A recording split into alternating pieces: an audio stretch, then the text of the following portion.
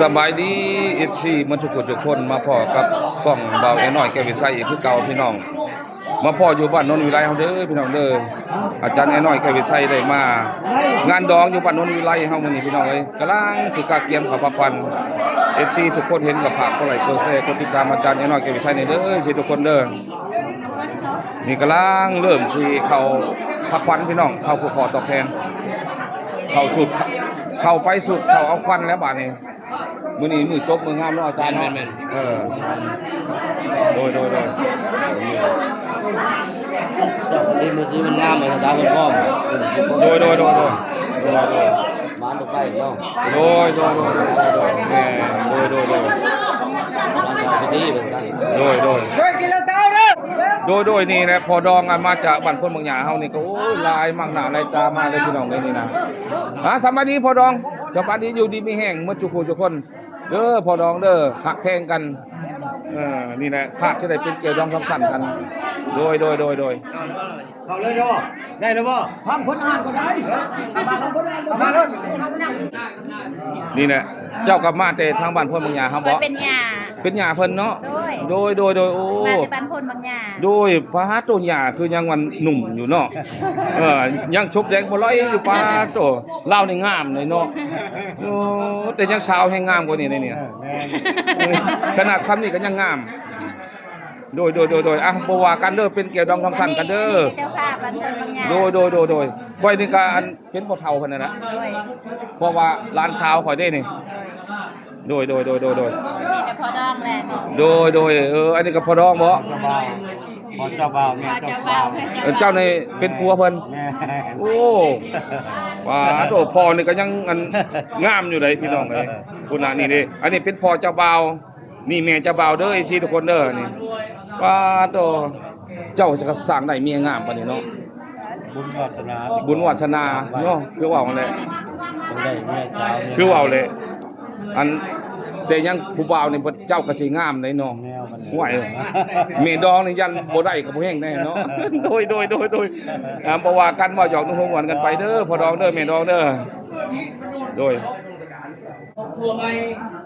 แก่ข้าวสวรรค์แม่ทองมีอายุ18 ปีอาชีพเป็นล่า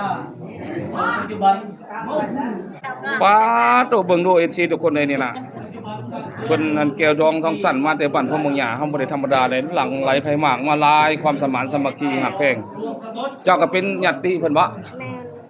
โดยหั่นก็เป็นญาติเพิ่นก็เป็นอันดองคือกันได้ซั่นน่ะเจ้าเอิ้นข่อยดองได้บ่นี่โดยอัน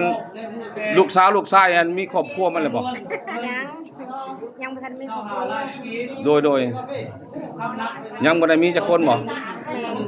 มีลูกสาวบ่มีโอ้ยลูกสาวจะไว้ท่าเอากับหลานชายพุ่นเด้อให้มันดองเข้าไปกว่านี้อีกโดยนี่แหละว่าหยอกนุ่งหัวหมวนกันลิ้นอันนี่เห็นบ่อัน FC ทุกคนนี่เป็นแม่เจ้าสาวนี่อันนี้ก็งามได้เพิ่นบ่ได้ธรรมดาเลยใจดีอีกหัวยิ้มเป้ยอยู่นี่น่ะปุ่นนี่อันนี้เป็นอันแม่ดองเป็นแม่ของคนนี้นี่เด้นี่ก็มีทั้งอำนาจการปกครองทั้งเฒ่าแก่บ้านเมืองเฮาก็มานั่งหน้าภาคกลางหลายเทียบ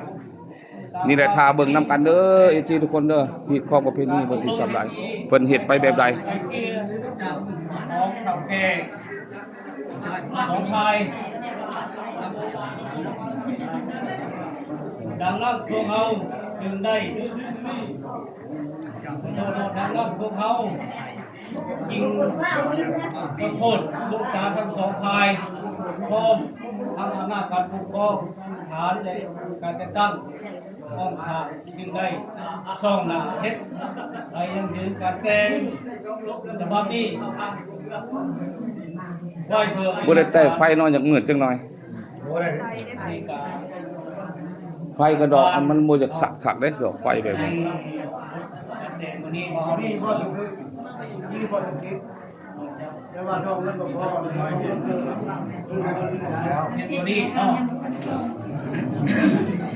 แต่ทางฝ่ายชายนี่ได้ยิงนี่ได้เนาะมันคือโบสลงชิ้นชอบระบุไว้อยู่ในนี้ รือว่าเห็นดีกันแล้วบ่ ดีบ่นี่แล้วทางนั้นเนาะมาทำไม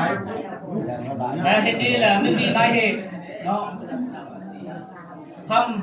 ำเขาในมือแต่งนี่2 สลึงแม่นยังบ่ทันได้มอบอีกตามทั้ง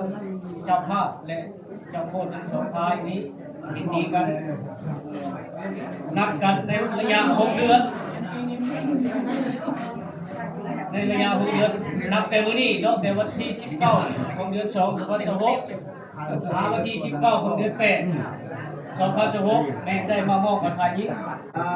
ว่ายังทั้งฝ่ายชายยังทันทาท่านได้เนาะได้แต่เป็นจำมอบกันอยู่แล้ว6 เดือนแล้วมั้ง แม่น ว่าผ่านนี้เราตัดเบิร์ดเลยแต่ที่ได้เล่าไปฟังจบฝ่ายไอ้เราเช่นเจ้าบ่าวเจ้าสาว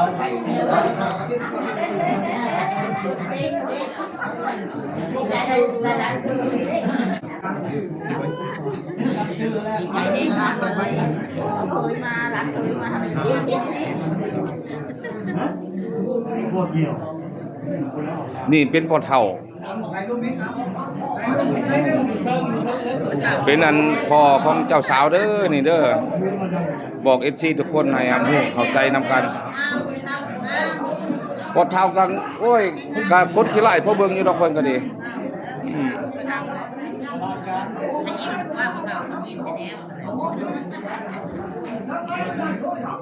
ดีใจบ่พ่อเฒ่าได้ลูกเคยบัดนี้ ดีใจ โดย ใจ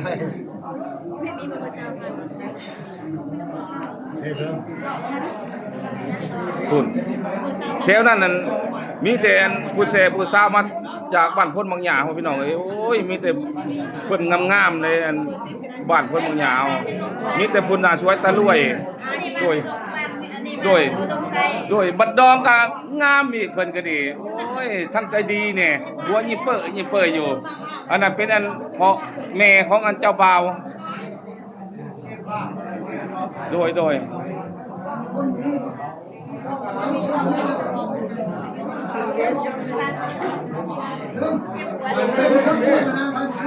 อันนี้ลูกสาวอันนี้ลูกสาว ลูกสาวบ่นี่ โดยอันนี้ลูกสาว โดยได้ผัวแล้วบ่ปะน่ะยังบ่ทันได้ผัว ยังบ่ทันได้ผัว เนี่ยจักหน่อยก็แม่ดองก็จะได้ลูกเคยแล้วจักหน่อยนี่โอ้ยงามคือเจ้าจักหน่อยก็ได้แล้วผัวน่ะ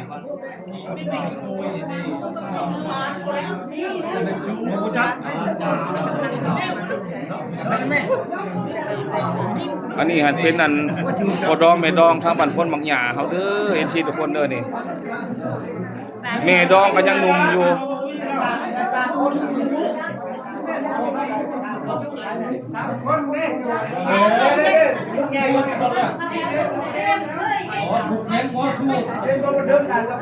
โดยอันนี้ฮันหลานสาวอันบอกเอน้อยแกไปใส่ไว้นี่โอ้ยอันนี้ก็งามเลยหลานสาวอันจานเอน้อยนี่ มาเขามาจับกันมา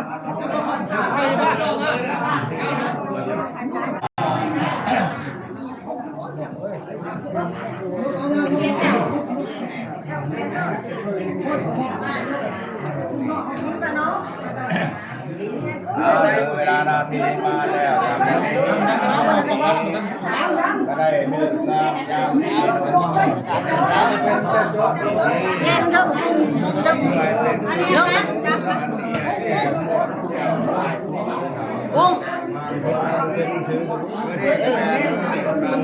เรียกเธอผูก เงี้ยบางคนนะลูกเด้ออย่างเงี้ยสูงหลายก้มหน้าลงเนี่ยจะน้อยลูกเนี่ยนั่นแหละ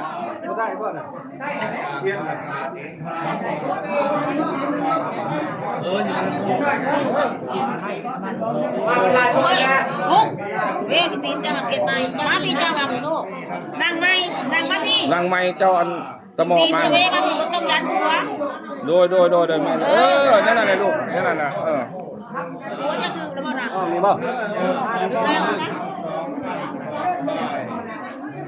นะ ไม่ใช่ เอานี่ นี่ก็บ่ไว้ตัวนี้ กันเรียกมาแล้วมาแล้ว ยาวอันน่ะ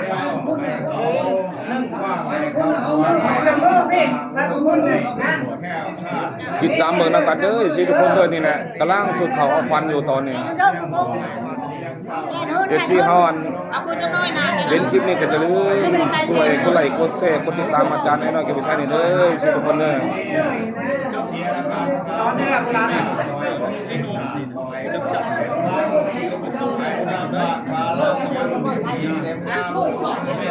อะไรดอกอะไรของเขา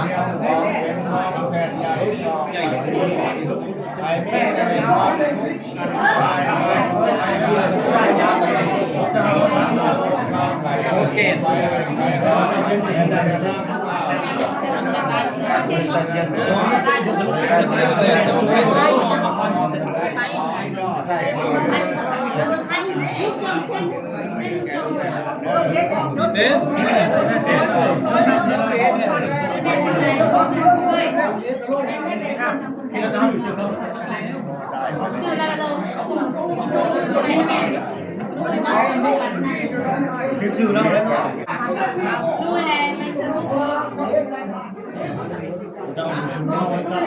นี่ฮิตของประเพณีอยู่คนนี้พี่น้องเอซี่ทุกคนนี่ได้อันมีผ้าอันหอบผ้าขวัญนี่ได้พี่น้องเอ้ยบ่คือกัน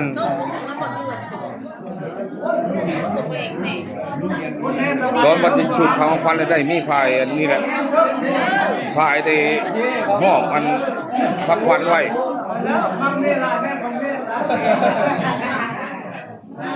มัดแน่แล้วเอ้ยเมียมัดแล้ว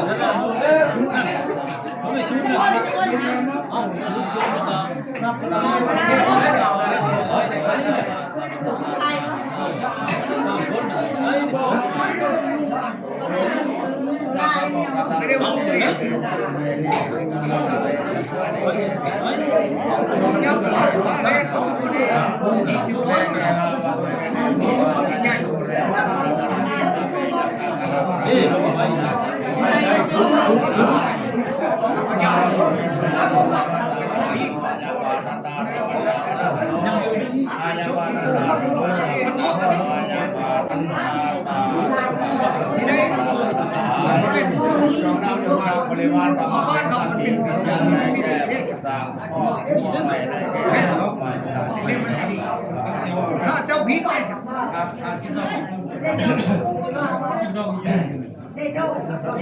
อย่างเงี้ยหลายลูกหนาก็ก้มลงแน่ก็ก้มลงหน่อยนึง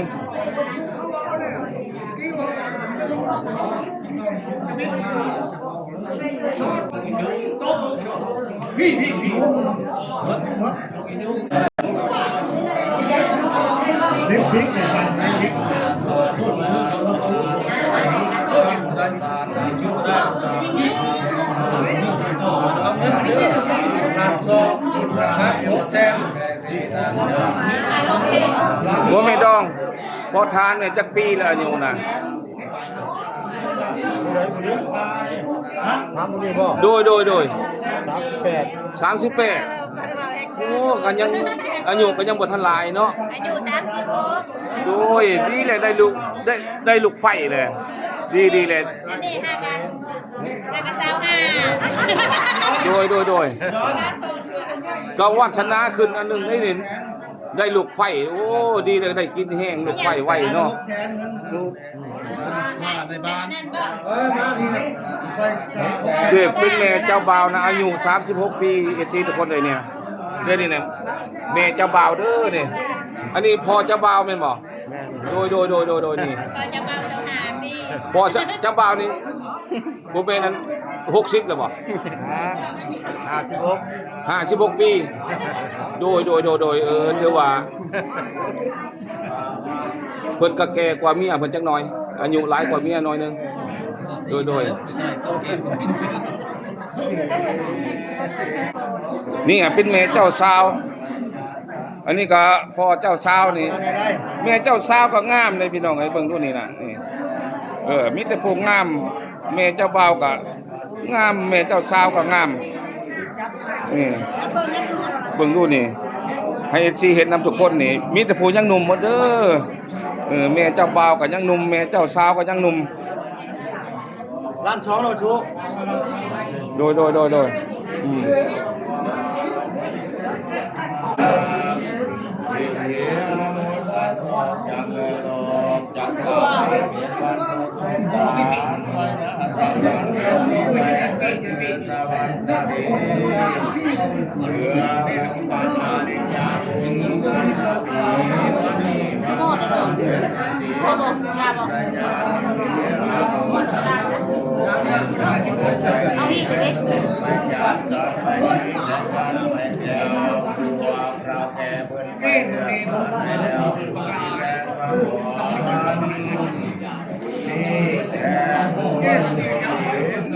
กำลังสุดข่าวเอาควันพี่น้องเอ้ยยังบ่ทันได้ผูกแขน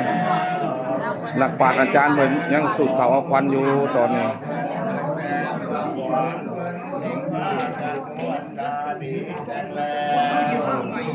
นี่ทางหลอกของแก้วใส่หนวดมันกันมาด้วยแรงไม่สีไม่ดี ผู้ทางหลังน่ะเป็นเอื้อยบ่แม่ดอม ร้านสาว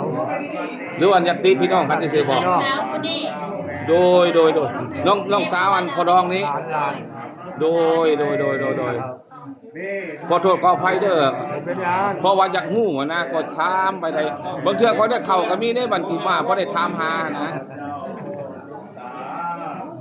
ไปเสนอวันที่ตอนนั้นแม่สาดเป็นเพียงความการของการให้กระบาดเป็นพาม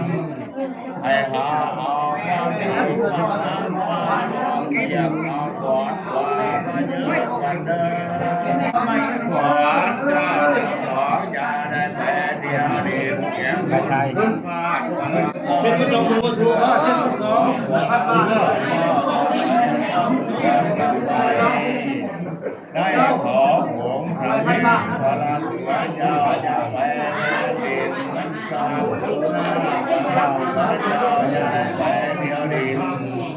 นำความให้พระพุทธเจ้าอย่าไปสายสู่การเมืองมาเย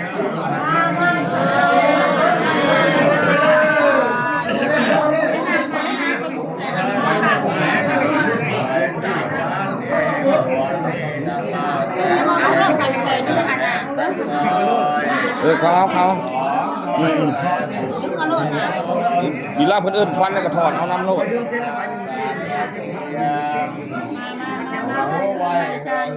พวกเอาห้องเอาเคยพวกเจ้าเด้อ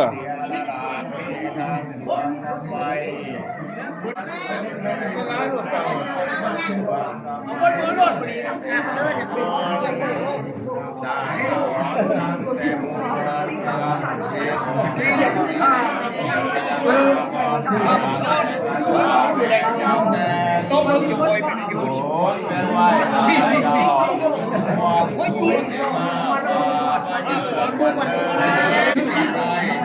ขวัญเพื่อเท่าแก่ความเป็นทางสามเป็นผู้นำทางเจ้าหวังมีสีมามาเยอะ